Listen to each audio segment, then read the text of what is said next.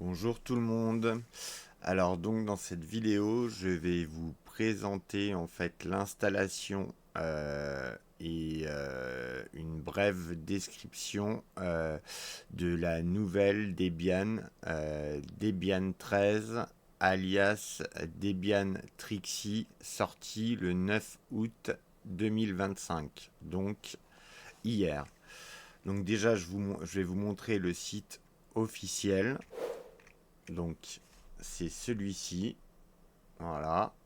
Et là pour télécharger l'image d'installation, donc il vous faut Internet est requis pour installer Debian via cette image. Vous cliquez sur téléchargement et vous aurez accès à cette image. Debian Net Install.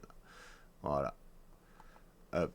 Alors donc pour installer Debian, on va utiliser Virt Manager qui utilise l'hyperviseur KVM.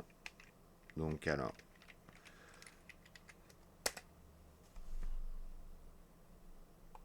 on va créer une nouvelle machine virtuelle. Donc forward. On va parcourir pour rechercher le disque de Debian. Donc voilà, c'est là. Donc là, l'OS n'a pas été détecté, donc on va le rentrer manuellement. Voilà, Debian 13. Donc là, 2048, on va mettre 4096.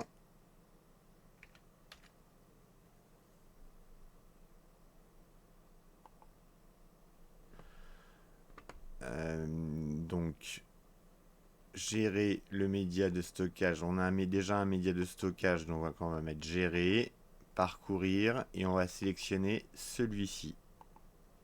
Hop. Donc là, ah oui, avant je vais me donner un nom à la machine virtuelle. Alors 13. Voilà.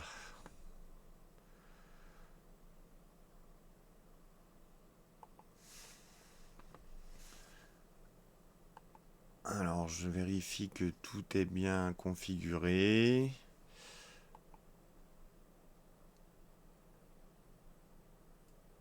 Donc tout m'a l'air bon, donc on peut lancer l'installation.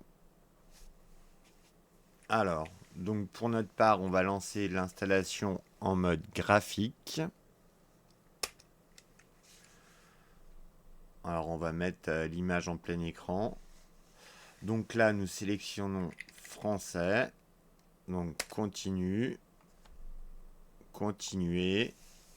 Donc toujours sur français. Continuer.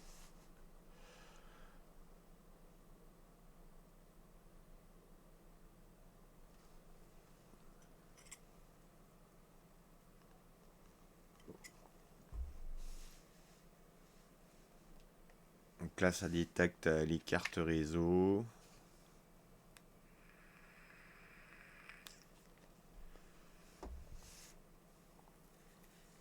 Et là, c'est une configuration automatique via DHCP.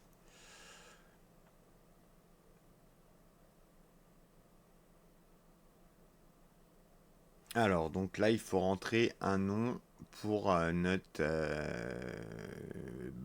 ordinateur, en fait. Donc, je vais mettre GNODEB 13x64. Voilà, donc on clique sur continuer. Là, pour le domaine, on peut le laisser vide.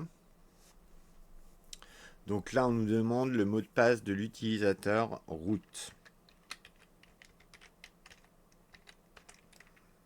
Donc, on le reconfirme une seconde fois. Ah, attendez.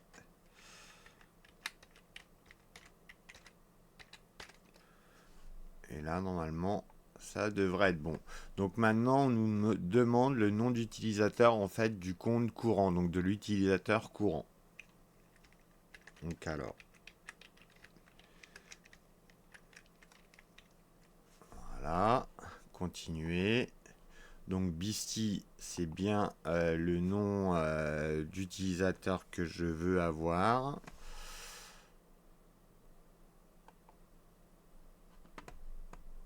Alors, donc maintenant, on nous demande le mot de passe de l'utilisateur Beastie.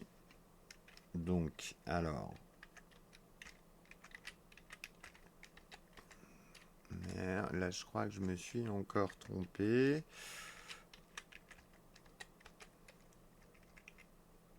Hop.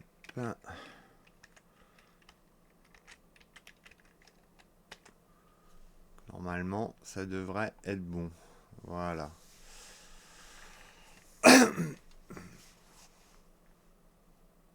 Donc là, il configure les disques qui sont installés sur le système. Donc là, en l'occurrence, c'est un disque virtuel.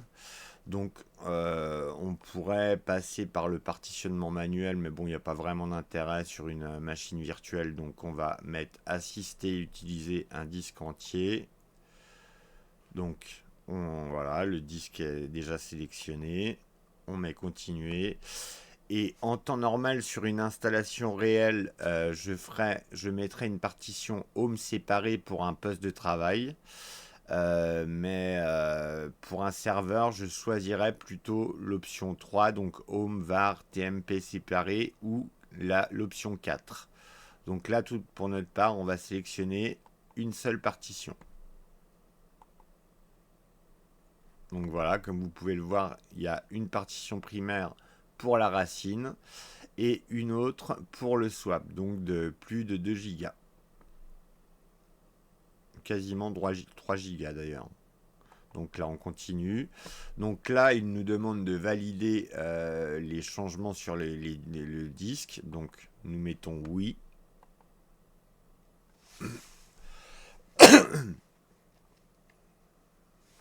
Donc là, ça installe le système de base. Ça devrait être relativement... ça va prendre peu de temps, en fait.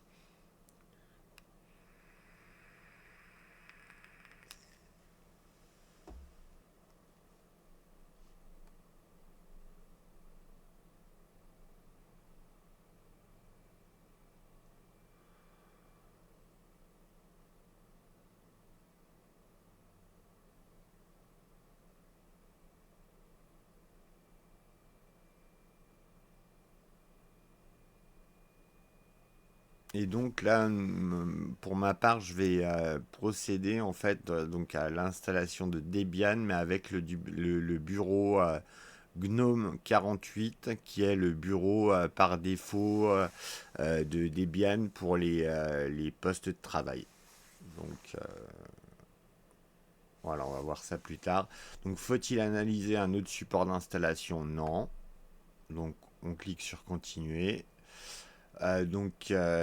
Pour l'outil de gestion de paquets, on reste sur France pour les dépôts. Donc on reste sur le dépôt principal. Et là, on nous demande si on a un mandataire HTTP. Donc en fait, c'est un proxy, donc on peut laisser vide parce qu'on n'en a pas.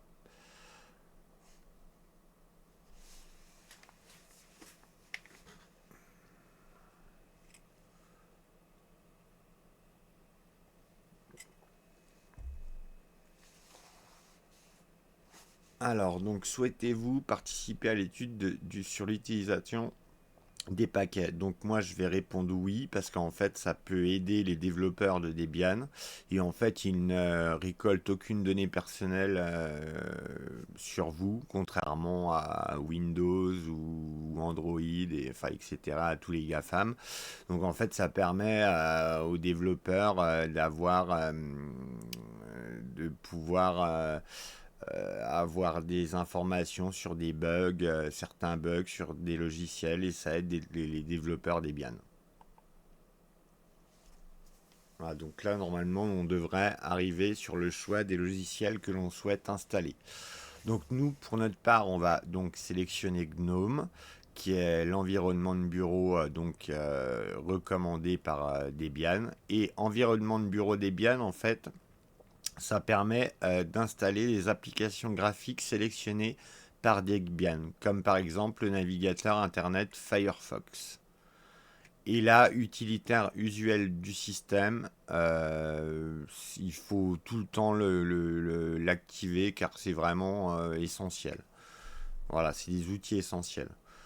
Donc là, on peut cliquer sur continuer. Et là, je vais mettre la vidéo en pause car ça risque de mettre un peu de temps. Alors, l'installation de Debian étant presque terminée, donc là maintenant, nous devons installer le programme de démarrage Grub. Donc en fait, c'est le gestionnaire d'amorçage sur la plupart des distributions Linux. Donc installer le programme, donc on met oui. Donc on continuer et là nous choisissons donc le disque virtuel dev VDA qui devrait être sur un système réel SDA ou enfin ce genre de truc. Voilà, donc là nous cliquons sur continuer.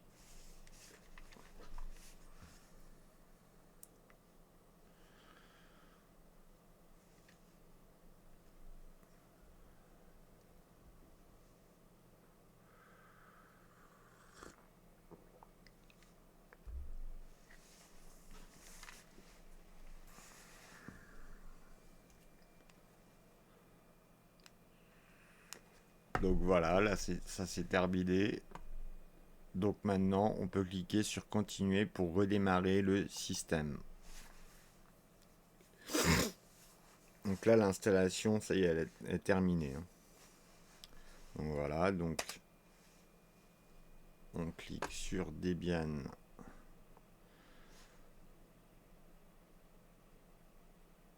Donc là, c'est le gestionnaire de services système D qui initialise entre autres les services et les périphériques. Donc on va se mettre en plein écran et on va entrer le mot de passe de l'utilisateur.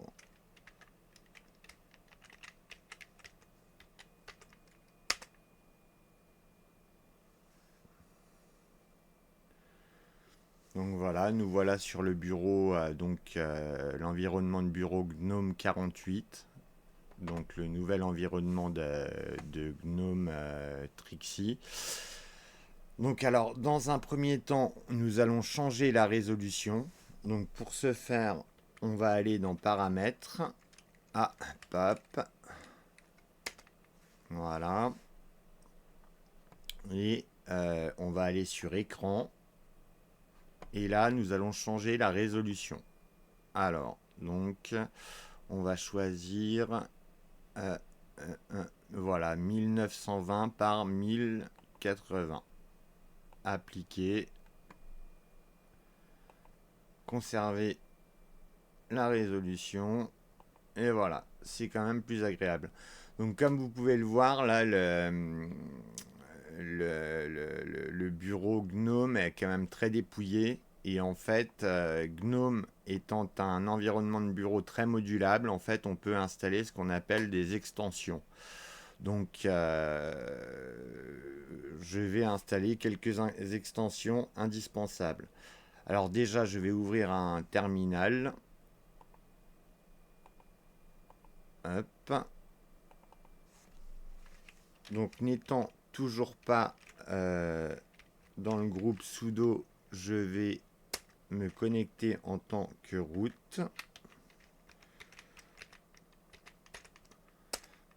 D'ailleurs, pour ajouter l'utilisateur au groupe sudo, il vous suffit de faire up, de mettre votre nom d'utilisateur suivi du groupe sudo et ça ajoute normalement votre utilisateur au groupe sudo. Mais là, je ne sais pas si on le verra. Ouais, on le verra normalement. Après, il faut se déloguer et normalement, après, vous êtes ajouté automatiquement au groupe sudo. Donc, nous allons installer. Alors,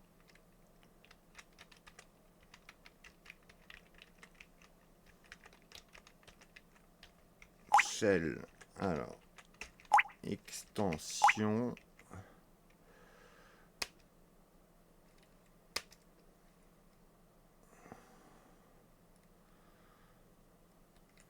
Et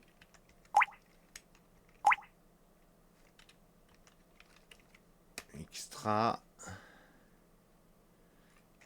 Et donc, on va installer un autre petit programme.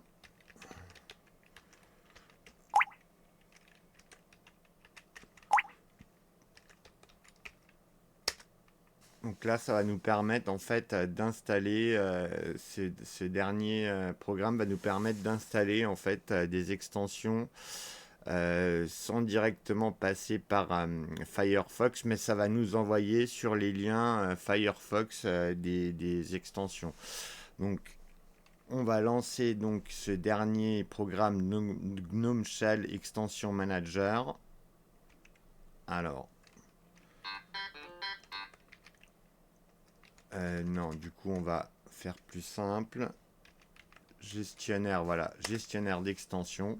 Donc ça s'appelle comme ça. Donc on clique sur parcourir. Et là, en gros, ça nous propose les installations les plus courantes. Donc déjà, on va mettre App Menu. En fait, ça va nous permettre d'avoir toutes les applications par catégorie, en fait, ici. Donc vous allez voir. Donc installer. Et là, comme vous pouvez le voir, maintenant, on a toutes les applications par catégorie affichées ici. Donc c'est quand même plus pratique. Et on va également ajouter place statut indicateur. Ce sera pour avoir un raccourci directement à votre dossier personnel, documents, images, etc. Donc voilà, on installe. Et là, comme vous voyez dans Emplacement, vous avez votre dossier personnel, les documents, musique, images, vidéos et téléchargement. Donc ça, c'est vraiment les applications indispensables. Removable Drive Menu, pareil, c'est quand vous insérez un périphérique, par exemple une clé USB, ça vous permet de la désinstaller directement. En fait, vous aurez une petite icône en fait en forme d'éjection dès que vous insérez un périphérique et vous pourrez l'éjecter via cette extension. Donc là, il n'y a rien qui va s'afficher, mais c'est normal parce qu'on n'a aucun périphérique de branché.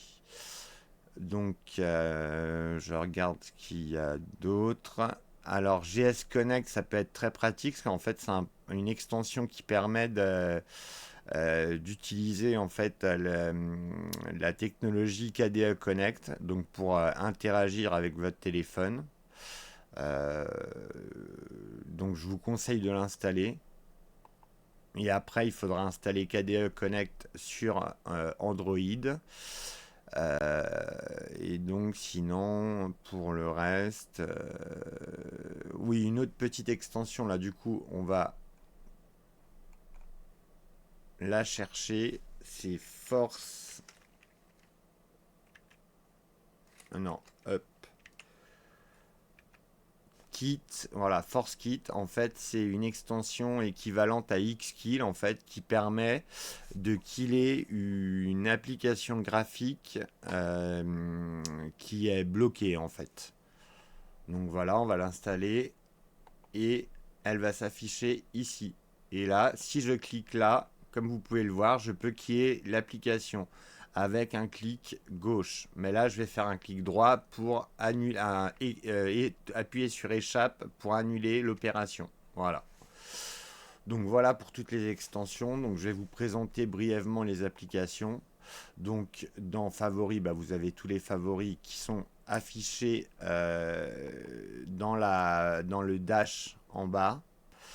Voilà.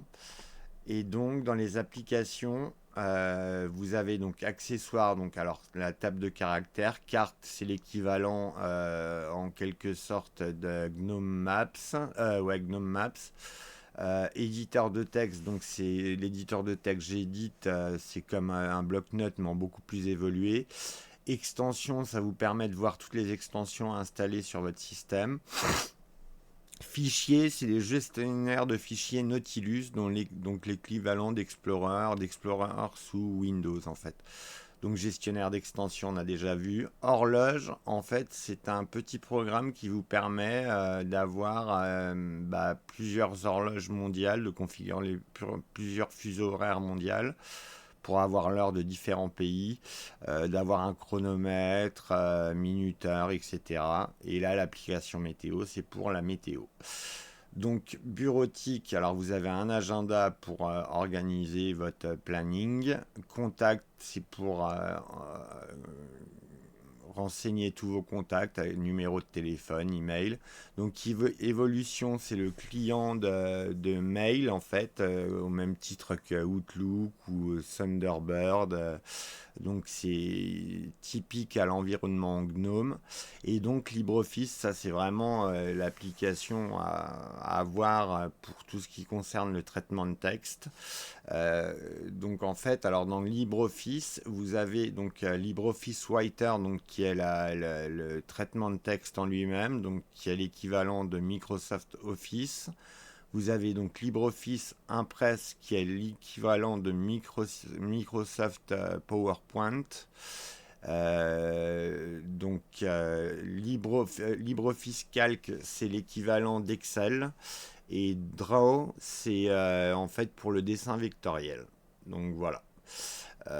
Donc maintenant dans le graphisme en fait, donc il y a toujours donc LibreOffice Draw. Shotowell, c'est une galerie photo. En fait, ça vous permet d'organiser vos photos par date, enfin de différentes manières en fait. Et la visionneuse d'images, en fait, c'est ce qui va permettre de visionner une image quand vous double-cliquez dessus via le gestionnaire de fichiers du nom de fichier, donc Nautilus. Voilà, donc en ce qui et donc pour Internet, vous avez donc le navigateur Firefox, voilà qu'on va voir brièvement.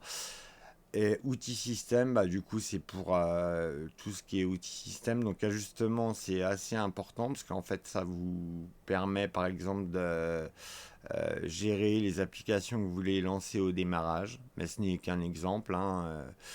Donc là-dessus, bah, vous avez tout ce qui est un peu tâches administratives. Donc logiciel, c'est la Logitech en fait qui vous permet d'installer des logiciels graphiquement. Et paramètres, en fait, c'est ce qui permet de paramétrer tout votre environnement de bureau GNOME. Donc son et vidéo. Donc vous avez l'application caméra, donc en gros c'est pour vous prendre en photo via votre webcam. Enregistreur de son, c'est pour enregistrer le son. Musique, c'est un petit lecteur pour les fichiers musicaux. Et vidéo, en fait, c'est un lecteur multimédia qui lit aussi bien la musique que les vidéos. En fait, qui porte l'ancien nom de Totem. Voilà, et puis après utilitaire, c'est tout un tas d'utilitaires. Donc disque, c'est assez intéressant parce qu'en fait ça vous permet de répertorier tous les disques qui sont installés ou que vous insérez en fait les médias de stockage que vous insérez ou qui sont installés sur votre ordinateur. File Roller, c'est un gestionnaire d'archives, donc au même titre que 7zip. Donc journaux, ça c'est pour les journaux système. Numérisateur de documents, en fait, ça vous permet de scanner les documents via votre imprimante. Et le terminal, donc c'est ce que vous voyez ici. Donc visionneuse de documents, c'est en ce qui concerne les PDF, les fichiers PostScript, etc. Donc ça sera pratique via votre gestionnaire de fichiers. Donc voilà, il me semble qu'on a fait le tour des applications. Donc, on va aller dans paramètres. Et donc là, comme vous pouvez le voir dans paramètres, vous pouvez configurer le réseau, donc l'écran. Donc là, ça concerne la résolution, le son, donc les entrées, sorties sonores, énergie. Donc c'est par exemple l'extinction de l'écran au bout de tant de temps, la mise en veille, etc.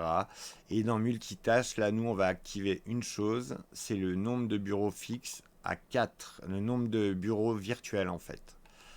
Et les bureaux virtuels, en fait, c'est ce que vous pouvez voir ici. Voilà. Et en fait, il y en a 4 par défaut, donc. Voilà. Et c'est très pratique parce qu'en fait, ça vous permet d'éviter de surcharger un bureau, un seul et même bureau. Par exemple, vous pouvez avoir un bureau dédié au gaming, un autre à Internet, un autre à vos fichiers locaux, etc. Donc voilà. Donc on va aller sur le second bureau et on va ouvrir Nautilus. Donc le gestionnaire de fichiers qui s'appelle Fichier. Voilà.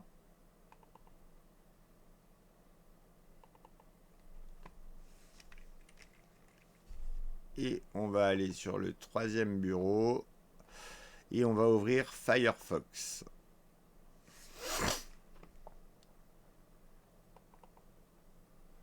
Alors, déjà dans Firefox, là je vais cliquer, je vais entrer Google. Et ce que je vous conseille en fait, c'est de le mettre dans les favoris dans votre barre personnelle.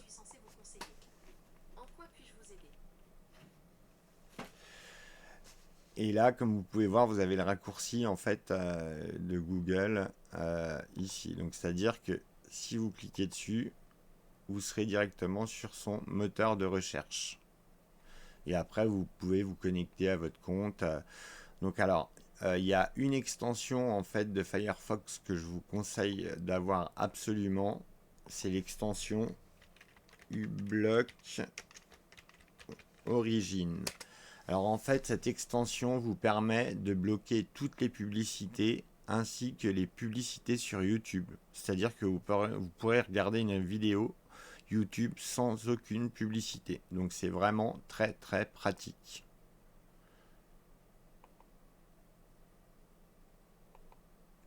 Donc comme vous pouvez le voir, l'extension est ici. Et je vais vous montrer par exemple sur un site à forte audience que ça bloque quand même pas mal de choses. Alors vous allez voir le nombre de choses que ça bloque. Donc là 5 éléments, 9 éléments, mais ça monte. Vous voyez, 18 éléments, déjà 19 éléments de bloqués.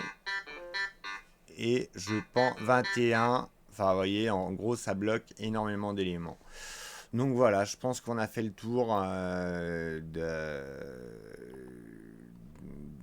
de la description, en fait, de la brève description de l'environnement de bureau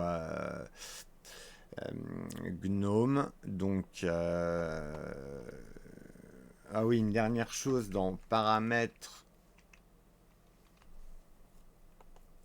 Je voulais vous montrer donc système à propos. Et là, en gros, vous avez le système d'exploitation installé. Si vous voulez avoir un peu plus d'informations, voilà, vous avez le nombre de mémoire vive, le processeur, la carte graphique, la capacité du disque, le type d'exploitation, donc 64 bits, la version de GNOME, le système de fenêtrage, donc Queland, la virtualisation KVM et le noyau Linux. Donc voilà. Donc maintenant, nous allons éteindre le système. Alors donc nous allons ici et nous cliquons sur ce petit bouton et sur éteindre. Et voilà, donc la machine virtuelle est éteinte. Hop, on ferme le programme. Et sur ce, je pense que la vidéo est finie. Donc je vais vous souhaiter une très bonne journée et vous dire à très bientôt. Au revoir.